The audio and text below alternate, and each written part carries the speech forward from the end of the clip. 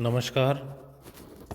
मैं डॉक्टर रजनीश कुमार बारहट, सहायक आचार्य संस्कृत, राजकीय महाविद्यालय के यूट्यूब चैनल पर आप सभी छात्रों का स्वागत करता हूं, अभिनंदन करता हूं। संस्कृत साहित्य स्नातक प्रथम वर्ष में चलने वाले अंश किरातार्जुनीयम महाकाव्य के प्रथम सर्ग पर हम क्रमशः अध्यापन करवा रहे हैं।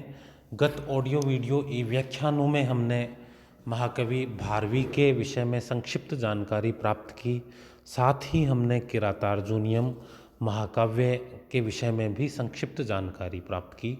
पूछे जाने वाले प्रश्न जिनमें महाकवि भारवी के विषय में पूछा जाता है, उनका कला पक्ष का होना, उनका विचित्र मार्ग का होना, अलंकार संप्रदाय का होना, ऐसे प्रश्न बनते हैं जो प्रतियोगी परीक्षाओं में आगे भी पूछे जाते हैं, उन पर प्रकाश डाला।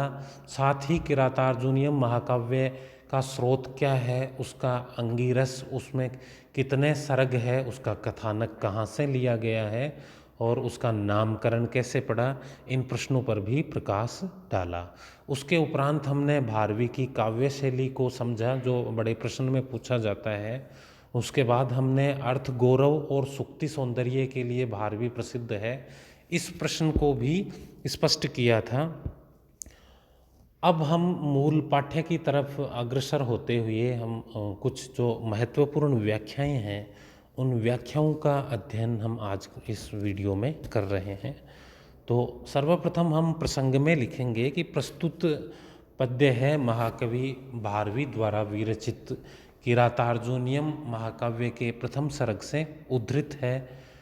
किरातार्जुनीयम महाकाव्य में कुल 19 सर्ग है, जिनमें महाकवि भारवी द्वारा किरात वेशधारी भगवान शिव द्वारा अर्जुन की परीक्षा लेना और परीक्षा में सफल होने के उपरांत उसको पाशुपत अस्त्र प्रदान करने की जो घटना है, उसको आधार बनाकर ग्रंथ का सृजन किया गया, ग्रंथ को लिखा गया।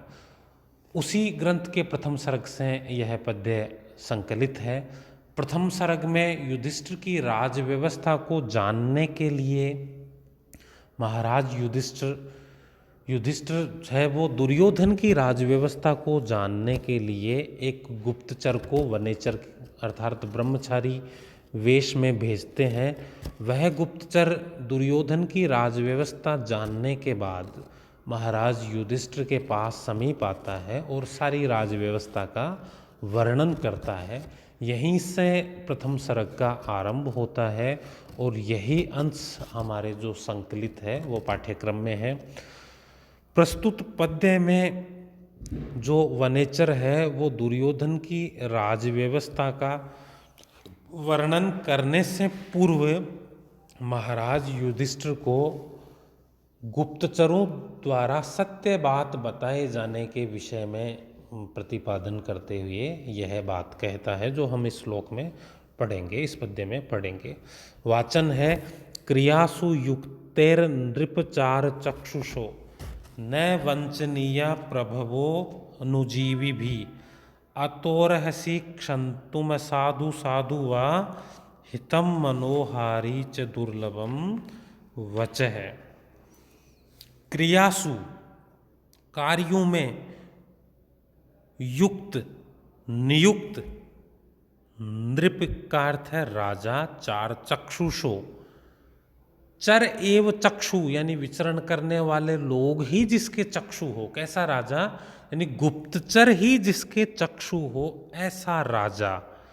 न वंचनीया, ठगा नहीं जाना चाहिए, प्रभवो राजा, अनुजीवी भी अपने सेवकों के द्वारा, अपने नीचे जो उस राजा के नीचे जो कार्य करते हैं, जो अपनी आजीविका चलाते हैं, राजा के जो गुप्तचर इत्यादि सेवक हैं, ऐसे उन सेवकों के द्वारा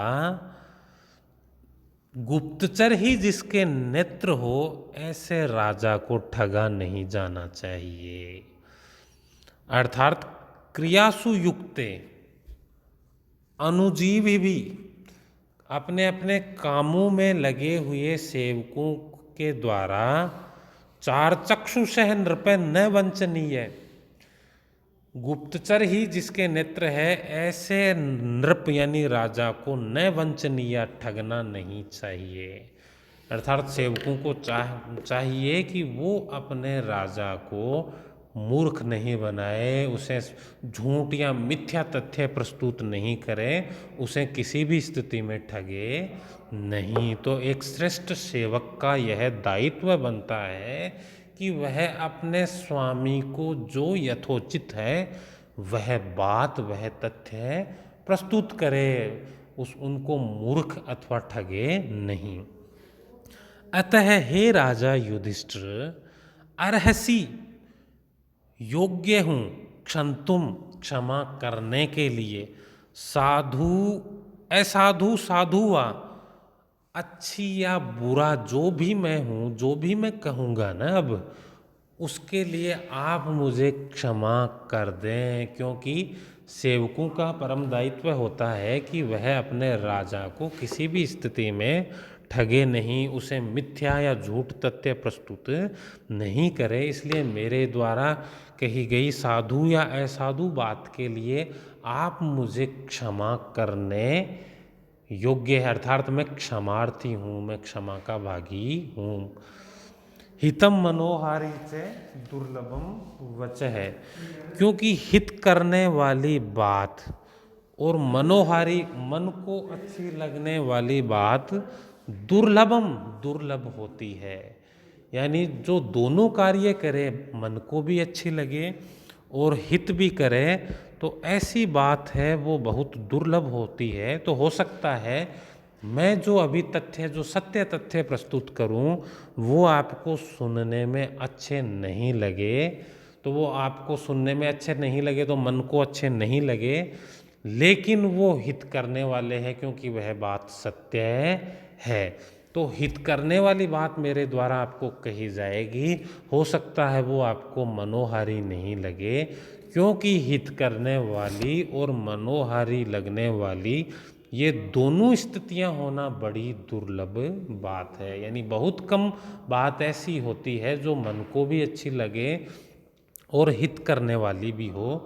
तो जो मेरे द्वारा जो भी आपको कहा जाए, उसको आप, उसे सुनकर आप मुझे क्षमा प्रदान करेंगे, क्योंकि एक श्रेष्ठ सेवक का दायित्व है कि वह अपने स्वामी को किसी भी स्थिति में ठगे नहीं, जो भी सत्य बात है वह पूर्ण शाश्वतता के साथ प्रस्तुत करें।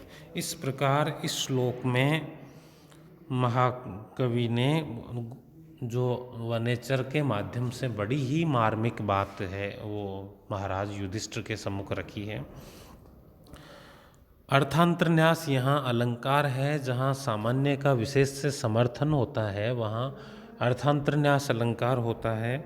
साथ ही यहाँ हितम मनोहारी च दुर्लभम वच है, यह एक सूक्ति है जो भारवी के विषय में बहुत प्रसिद्ध सूक्ति है। भारवी अपने अर्थ गौरव के लिए प्रसिद्ध माने जाते हैं, इसको यह पुष्ट करती है।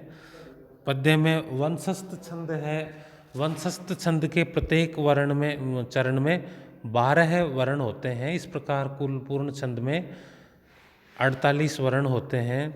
लक्षण है जतोतु वंशस्थ मुदिरितम जरो, जगण तगण जगण रगण, इस क्रम से प्रत्येक चरण में 12 वर्ण होते हैं। आगे जो पद्य है वह है स किम सखा साधु न शास्ति योधिपम, हितान्न य संशृणुते स किम प्रभु, सदानुकूलेषु ही कुर्वते रतिम, नृपेष्वमात्येषु च सर्वसंपद है। स किम सखा, वह कैसा सखा, कैसा मित्र है। साधु न शास्ति यह अधिपम, यह जो अधिपम अपने स्वामी को साधु न शास्ति, सही बात नहीं बताता है, वह कैसा मित्र है जो अपने स्वामी को उचित या सही बात नहीं बताता है। हितान न यह संशृणुते, हितान और हित करने वाली बातों को, यह न संशृणुते, जो नहीं सुनता है, स किम प्रभु, और वह कैसा स्वामी है। वह स्वामी भी कैसा है जो हित करने वाली बातों को सुनता नहीं, और वह मित्र भी कैसा है जो अपने स्वामी को सही बात नहीं बताता। क्योंकि सदानुकूलेषु ही कुर्वते रतिम, सदा अनुकूलेषु, हमेशा अनुकूल होने पर, एक मार्ग पर होने पर, सम्मति होने पर, किनके बीच में? नृपेषु आमात्येषु, मंत्रियों और राजाओं में सर्वदा सम्मति, समन्वय, अनुकूलता होने पर ही सर्व संपत्ति है, सारी संपत्तियां है, सभी वैभव इत्यादि है, राज्य का विकास है, राज्य की समृद्धि है।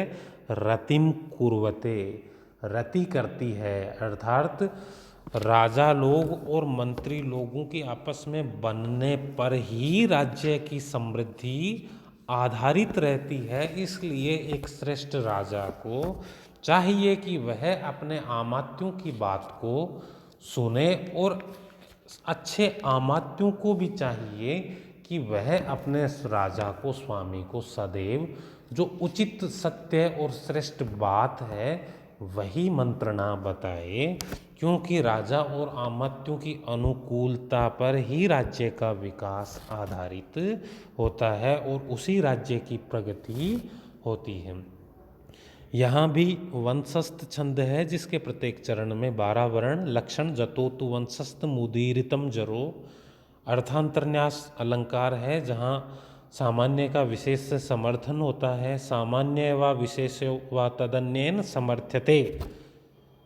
और इस प्रकार युधिष्ठिर को वनेचर है वो दुर्योधन की राज व्यवस्था का वर्णन करने से पूर्व बड़ी ही जो नैतिक और जो राजधर्म और वास्तविक बात है उसका उल्लेख करते हैं। साथ ही 12वीं का अर्थ गौरव है वो ऐसी मार्मिक और गंभीर बातों से स्पष्ट होता है। छात्र इन दोनों व्याख्याओं को अच्छे ढंग से प्रसंग, व्याख्या, विशेष इत्यादि जो बिंदु बनते हैं उन बिंदुओं के साथ भली प्रकार से सुदृढ़ करें। धन्यवाद।